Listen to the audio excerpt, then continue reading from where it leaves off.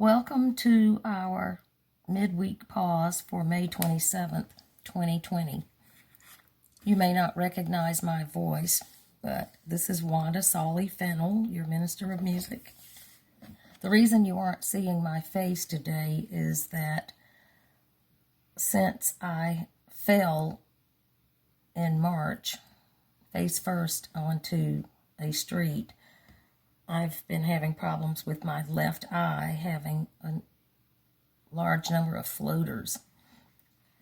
And sometimes it really is bothersome to try to read words on a screen. Today it is bothersome. So you'll hear my voice while you see a lovely image of a field that I took with my camera when I was visiting Holy Cross Abbey near Berryville, Virginia. You'll understand the connection to the image of the field as we go along, but in the meantime, just enjoy this beauty. Today I want to talk with you about beauty. It is hard to believe that we are almost at the close of the great 50 days of Eastertide. We are in the middle of the week between Ascension Sunday and Pentecost right now. We began Lent way back in March in such a wonderful way, being blessed by a weekend full of deeply meaningful hymns written and led by hymn writer Adam Tice. And then by the third Sunday of Lent, we were in quarantine and were participating in online worship for the first time in the 187 years of Grace Baptist Church history. Many of us held out hope that we would be able to return for worship together in our lovely sanctuary soon, in time for Easter even, and many dreaded that we wouldn't be able to do that. Easter Sunday came, and it was not the same kind of Easter service to which we are accustomed and attached, but wasn't it a beautifully meaningful celebration of Resurrection Sunday? Beautiful. And each succeeding Sunday of Eastertide has brought more beauty and more meaning to us. I think many of us are looking forward to Pentecost Sunday in a way that we might not have looked forward to Easter Sunday. At that point, some of us were a bit wary and perhaps worried that an Easter Sunday service online and pre-recorded might not be such a wonderful and uplifting experience. But now that we've experienced 9 pre-recorded online services, we've developed a sense of trust that worship in this fashion, while different, can be meaningful and full of wonderful surprises. I keep using the word beautiful with regard to worship, and I've been thinking about beauty lately as I've been reading a booklet of essays written by members of the Society of St. John the Evangelist, which is a monastic community in Cambridge, Massachusetts. This volume was assembled prior to the explosion of the COVID-19 global pandemic and its quarantine. And the overarching theme of it is why church matters.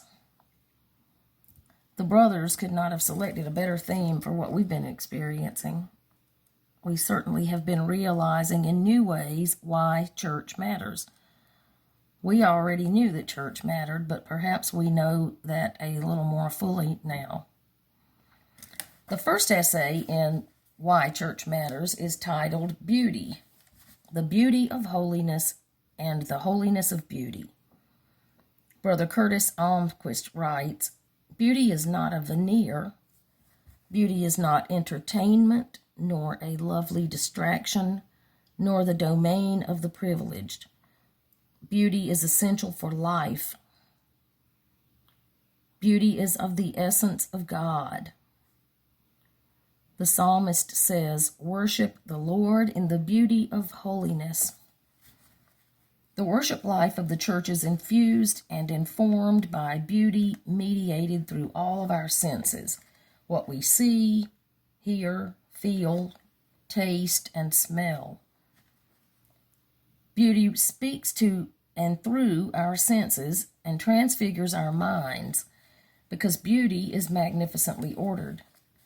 Beauty teems with harmony, rhythm, the splendor of shape and form, evocative meaning, sometimes eliciting our enchantment and wonder, always connecting us with something more, capital M, more, its creator. Perhaps you would like to pause at this moment and think on Brother Curtis's words about beauty. Feel free to pause and then return to this recording when you are ready.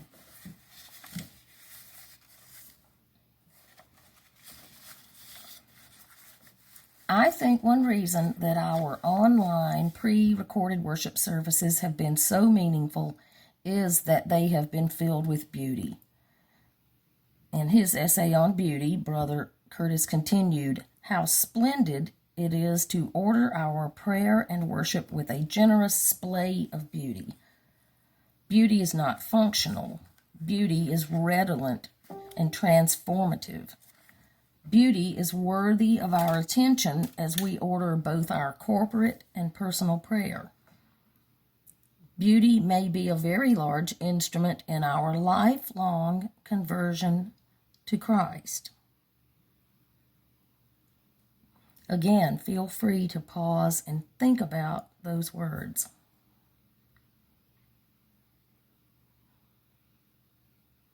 Through our online worship services, we have definitely experienced generous splays of beauty in our worship. These services have just been a feast for our eyes as well as a beautiful feast for the ears.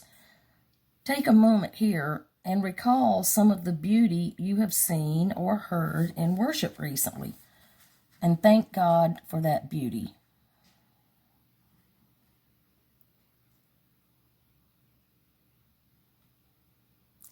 We have even managed to experience beauty through our sense of taste as we observed Holy Communion together while physically apart. Many of us doubted that that would be a meaningful experience, but I heard many people comment about how deeply meaningful it was. Some of you may have even added an element of beautiful scent to your worship experience if you have lit a candle that bears a marvelous aroma.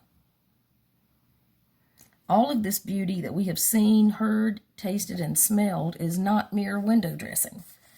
As Brother Curtis says, when we experience beauty, we are enveloped in the signs of God's magnificent presence among us, God's immanence, God's magnificent presence among us.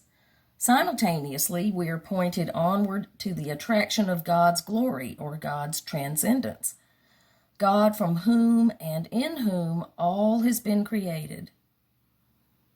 All of creation is a window through which to know, reverence, and worship God.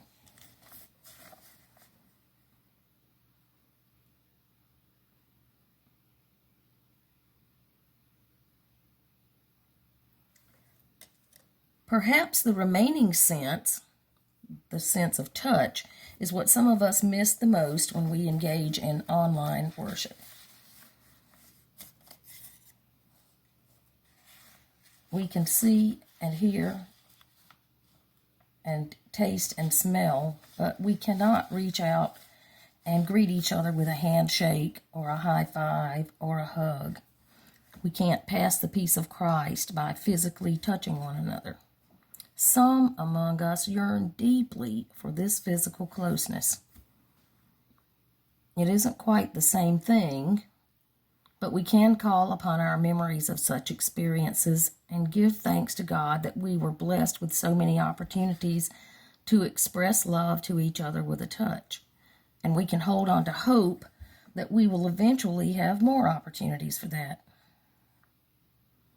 In the meantime, we can use our God-given imaginations and picture in our mind's eye a blessed moment of sharing a touch with those we love and miss.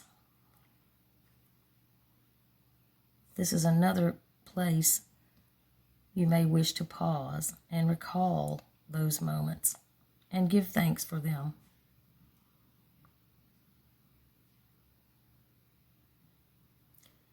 One person who is beloved by many in our community of faith is our former organist, pianist, and harpist, Grace Bosson, who continues to add beauty to our lives even though she is often far away from us, serving with the U.S. Army Field Band as harpist and pianist. We were blessed by her presence earlier in the year. Well, I guess now it was last year when she came and participated in one of our concerts from Grace. She recently sent a bounty of recordings of herself playing harp, and I'm going to share one of them with you now. Brother Curtis reminded me in his essay on beauty that the experience of beauty will very powerfully rebalance the fulcrum of our life. And many of us may think that our fulcrums need rebalancing at this point in the pandemic. Brother Curtis proclaims, beauty is of the essence of God, in whose image we have been created. Pray your life, beholding the beauty of God that surrounds you and fills you.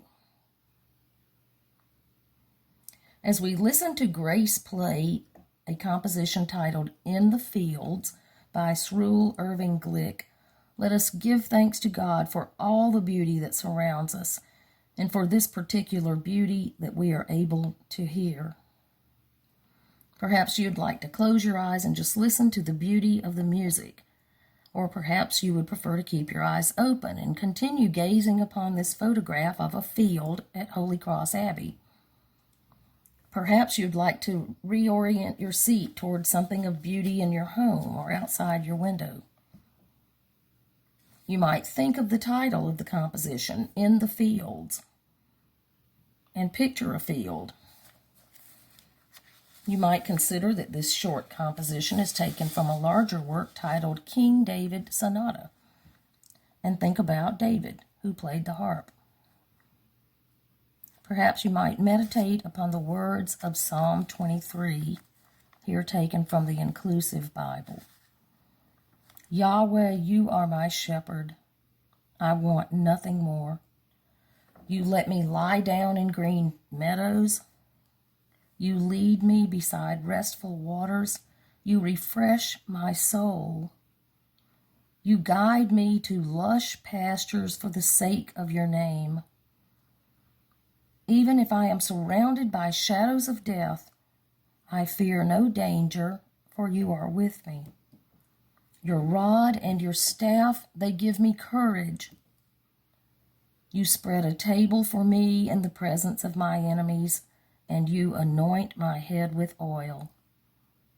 My cup overflows. Only goodness and love will follow me all the days of my life, and I will dwell in your house, Yahweh, for days without end.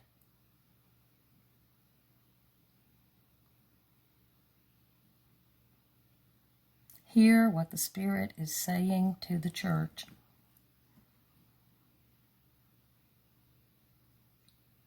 However you choose to experience this beautiful music, my prayer is that it will strengthen and deepen your connection to our Creator. God be with you till we meet again.